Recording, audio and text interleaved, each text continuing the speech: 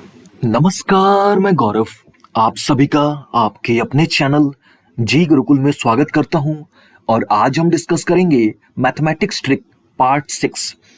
Part 6 में हम लोग डिस्कस करेंगे कि किसी भी नंबर को, वो चाहे कितने भी डिजिट का क्यों ना हो, उसको हम लोग 11 से किस प्रकार से सेकंड्स में मल्टीप्लाई कर सकते हैं। ठीक है, तो चलिए सबसे पहले हम लोग कुछ स्टेप्स डिस्कस कर लेते हैं और स्टेप्स के बाद हम लोग कुछ नंबर्स के थ्रू इस कॉन्सेप्ट को समझने की कोशिश करेंगे। ठीक है, तो सबसे पहले आपको यूनिट डिजिट को एज इट इज लिख देना होगा। ठीक है, सबसे पहला क्या करना होगा आपको, सबसे पहले आपको यूनिट डिजिट को एज इट इज लिख देना होगा। ठीक है, ये हो गया स्टेप नंबर 1 आपका। क्या है भैया स्टेप नंबर 1? तो यूनिट डिजिट को एज इट इज लिख दो। क्लियर? अच्छा, स्टेप नंबर 2 क्या है? तो स्टेप नंबर 2 में आपको पेयर एडिशन करना होगा। ठीक है, स्टेप नंबर 2 में आपको पेयर एडिशन करना होगा। ठीक है, अच्छा, लास्ट स्टेप क्या है? तो लास्ट स्टेप में आपको लास्ट डिजिट को एज इट इज लिख देना होगा। ठीक है, लास्ट डिजिट को एज इट इज लिख देना होगा। ठीक है, तो बस ये सिंपल से 3 स्टेप्स आपको ध्यान में रखने होंगे। फिर से पहला स्टेप क्या है कि भैया यूनिट डिजिट को एज इट इज लिख दो। सेकेंड स्टेप क्या है कि भैया आप पेयर एडिशन करते जाओ। ठीक है, और लास्ट डिजिट को आप एज इट इज लिख दो। ठीक है, चलिए कुछ नंबर्स लेते हैं और इस कॉन्सेप्ट को समझते हैं। ठीक है, तो देखिए हमारे पास एक नंबर है 523 और इस नंबर को हमने 11 से मल्टीप्लाई करना है। ठीक है, तो देखिए स्टेप नंबर 1 हमने क्या बताया आपको कि भैया यूनिट डिजिट को आप एज इट इज लिख दो। ठीक है, तो चलो यहाँ पे यूनिट डिजिट कितना है? 3 है, तो यहाँ पे हमने 3 लिख दिया। ठीक है, अच्छा, स्टेप नंबर 2 क्या था कि भैया पेयर एडिशन करते जाओ। तो चलो पेयर एडिशन करते हैं, यानी 3 और 2 को ऐड करोगे तो कितना आ जाएगा? 5। ठीक है, 3 और 2 को ऐड करोगे तो कितना हो गया? 5। ठीक है, अच्छा, ये हो गया स्टेप नंबर 2। अच्छा, फिर से आपको पेयर एडिशन करना पड़ जाएगा यहाँ पे, तो 5 और 2 कितना हो गया? 7। 5 और 2 कितना हो गया? 7। ठीक है, अच्छा, लास्ट स्टेप क्या है? ठीक है, लास्ट स्टेप क्या है कि आपको जो लास्ट डिजिट है उसको एज इट इज लिख देना है। ठीक है, तो ये लास्ट डिजिट हमारा एज इट इज हो गया। ठीक है, फिर से सुनिएगा, समझिएगा। 523 को 11 से हमने मल्टीप्लाई किया, तो क्या किया हमने? सबसे पहले यूनिट डिजिट को हमने एज इट इज लिख दिया, फिर हमने पेयर एडिशन किया, यानी 2 और 3 5, फिर हमने पेयर एडिशन किया 5 और 2 7, और फिर हमने ये जो लास्ट डिजिट था इसको हमने एज इट इज लिख दिया। ठीक है, तो ये आ गया हमारा फाइनल आंसर। कितना आ गया? तो 5753।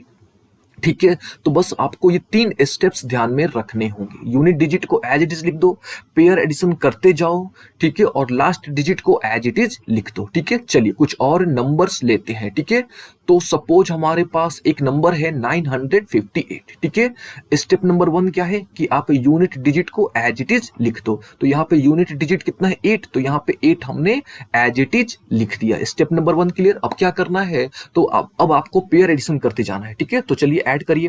तो 8 और 5 कितना हो गया? 13। ठीक है, 13।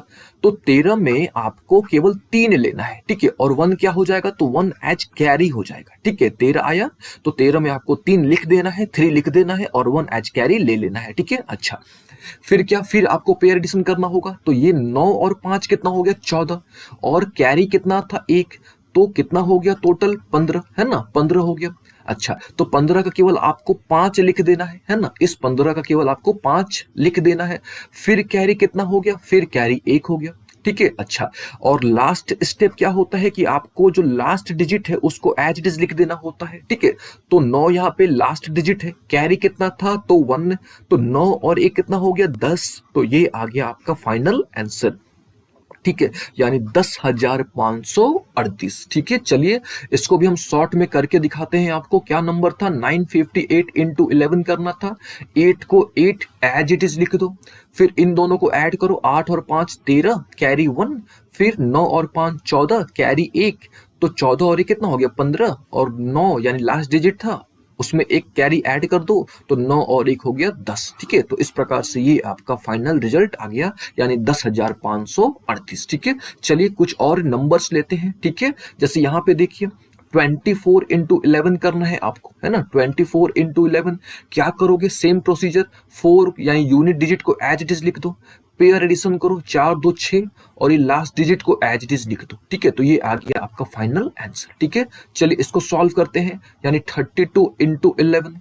ठीक है, क्या करोगे, ये जो यूनिट डिजिट है इसको एज इट इज लिख दो, इन दोनों को ऐड कर दो यानी पेयर एडिशन करो, फिर ये जो लास्ट डिजिट है इसको एज इट इज लिख दो, तो ये आ गया आपका फाइनल आंसर। ठीक है, चलिए इसको सॉल्व करते हैं, यानी 81 इंटू 11। ठीक है, तो क्या करोगे, सबसे पहले यूनिट डिजिट को एज इट इज लिख दो, पेयर एडिशन करो यानी 8 और 1 9 हो गया, फिर लास्ट डिजिट को एज इट इज लिख दो। ठीक है, तो 891 ये आपका फाइनल रिजल्ट आ गया। फिर अगला क्वेश्चन क्या है, तो 93 इंटू 90 11 है, सॉरी 93 इंटू 11 है। ठीक है, तो 93 इंटू 11 क्या हो जाएगा, तो 3 को एज इट इज लिख दो, पेयर एडिशन करो यानी 9 और 3 12।